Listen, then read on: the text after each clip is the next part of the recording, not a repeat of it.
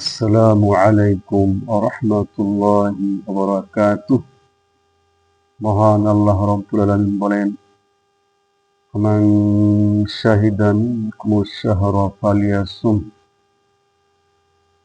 হে ঈমানদারগণ, যে ব্যক্তি তোমাদের মধ্যে রমজান মাস পায় সে যেন এই মাসে রোজা রাখে। অতএব বিশ্বের মুসলমানদেরকে বলছি,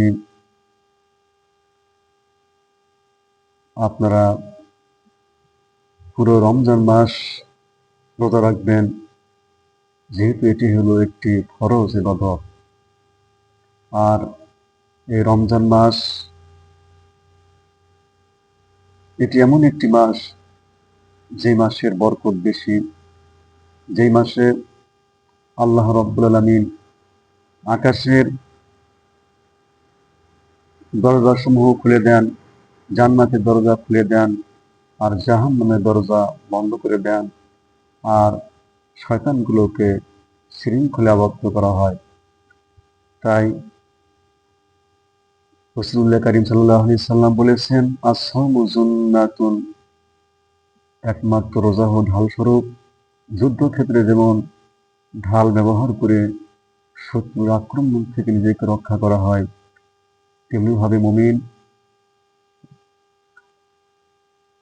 রোজা নামক এই ঢাল দ্বারা যাবতীয় অন্যায় কাজ থেকে নিজেকে জাহান্নাম থেকে রক্ষা করবে। এই দৃষ্টিকোণ থেকে রোজা হলো ঢাল।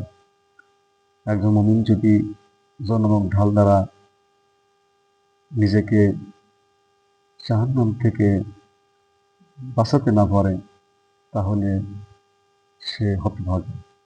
অতএব আমাদেরকে উপলব্ধি করতে হবে এটা, যাতে আমরা এই রোজা নামক ঢাল দ্বারা যাবতীয় অন্যায় কাজকে দূর করে দিয়ে আমরা যেন জান্নাতের উপযুক্ত হই, জাহান্নামের উপযুক্ত না হই। আসসালামু আলাইকুম ওয়া রাহমাতুল্লাহি ওয়া বারাকাতুহু।